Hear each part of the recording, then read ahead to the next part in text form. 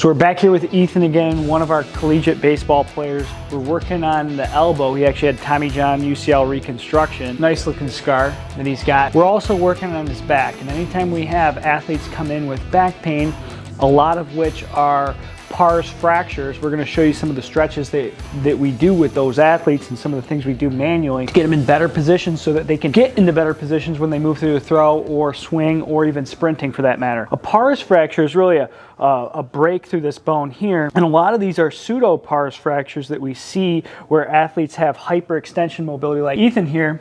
No diagnosed fracture on MRI, but the treatment approach is the same for him as someone who actually had a fracture through the vertebrae there, because it's a hyperextension injury and sometimes side bending through the spine that compresses those segments at that exact same time. So compression, side bending, and then often a powerful rotation compresses the little facet joints on either side of the spine and leads to that fracture. So one of the things we look at is flexion and extension. We want to see how the athlete moves, and so we're going to have Ethan just come on out here.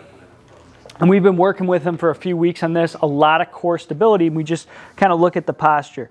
Nice lumbar lordosis here, but if we see excessive extension, go ahead and reach to the sky. And then I'm actually going to have you lean back a little bit.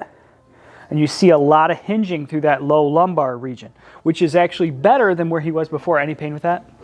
Minimal. Minimal. And that was maybe an 8 out of 10 before. Now what I want you to do, come on back into that position. So one of our tests for that is to have him actually tuck his pelvis under, flatten his lumbar spine so he's tucking into a posterior tilt. Now maintain that, squeeze your glutes, and then lean back for me. Squeeze your glutes, squeeze. Is that better? Better. Definitely. Yeah. So what we need to do is increase his hip extension, which is important when he throws to have full hip extension as he comes through, but that's also important for that takeoff phase during sprinting. So we're going to have you lay on your stomach here. We'll go off that side first. One of the things we're doing is working into terminal hip extension with these athletes at the same time that we're elongating through the musculature on the front of the hip.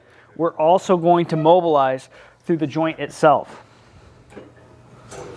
So I've got him up into a full hamstring stretch here. So that tucks the pelvis under and limits the extension. You can see he's in no lumbar extension here. And then from there, I'm going to adduct him across. Keep that body where it's at. Slide back towards me just a touch. Come on, come on, come on. Good, right there. Now I've got the table up so that I have room to extend his hip. Relax your hamstring. You're going to get a cramp. Good, right there. How much stretch? Better here. Out of 10. 6. So I actually like to get them to maybe an 8 out of 10. Push into my chest, push to the right hand side. So now I'm having him activate into the opposite motion. So I'm working into all of these motions to allow that musculature to calm down a little bit, fatigue out, relax. And now what I'm doing with my forearm is I'm actually mobilizing through the hip. So we're increasing his hip extension so that when he goes into that backwards bend motion, or when he goes into any athletic movement, he moves through the hip joint itself as opposed to using the lumbar spine to extend. If you're looking for the most comprehensive resource on training and rehabilitation of the throwing athlete, check out my book, Arm Alloy. The link is in the description. Now, back to the video.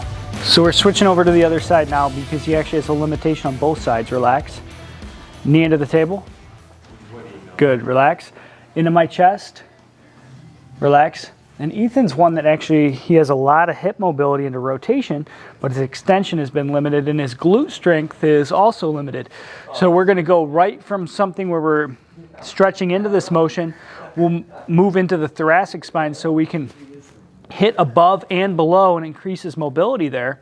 And then he's going to actually activate, relax, push into the table. He's going to activate into those ranges with an exercise or two. So we've done some self stretches for that as well. He's going to go actually through the couch stretch and some other movements there with the lower body. We'll show you 1 or 2 of his glute activation exercises at end range, but we also work into extension. And I'm just assessing here through the thoracic spine, because if he's limited here and limited here, he's going to hinge and get all of that extension through that low lumbar region. So deep breath for me here. Good. We're going to do one more there. The karate chop grip. Nice. Now let's reassess what we did before. Just like to get the shirt out of the way, go ahead and actually reach up to the sky and then lean back for me. And we see a little bit less hinging here because he can shift his pelvis more anteriorly and get extension. Now squeeze your glutes as you do the same movement. Try to just facilitate more extension. Better, better. Good. So still limited through that upper thoracic region. We got to focus on that anyway because that's going to allow him to take load off his elbow when he throws. One of the moves that we're doing to enhance his ability to control hip extension, excursion through his free leg is this right here. What we're working here is a long lunge position with a forward hinge. Now he's loading through this glute and this quadricep. So it's a good deceleration position for any change of direction, but also for throwers. Flat back position, he's going to squeeze through this glute and extend this right hip. Now, not the best rep right there. What we want is just a pulse where he doesn't even have any weight. So all the weight stays focused over the front leg. Come on up and squeeze and hold. Good, and then touch down. So now we're working single leg balance. And you can see how difficult this is, even for a very athletic individual like Ethan. Come on up. Good. I want you to dorsiflex or pull your toes towards your knee. Like yeah, the whole time, then down. Little pause, he's squeezing at the top through this glute. We make sure there's no lumbar extension. And this one is actually progressed from a variation we'll show you just on the table. So you can see how balance disruption, poor hip extension, poor gluteal strength can then contribute to what we saw in the beginning. So we have to restore those things after so that he can put himself in a better position when he moves. So this is a progression from on the table right here. So now on the knees, this is a regression from what you just saw, maintaining core activation, keeping his butt tucked under. One leg is straight, so straighten this one.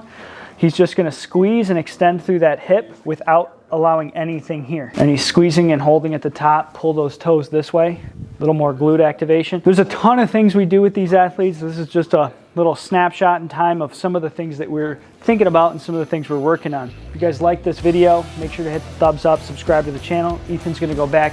He's going to hit 30 reps on each side with the decel lunge pulse there.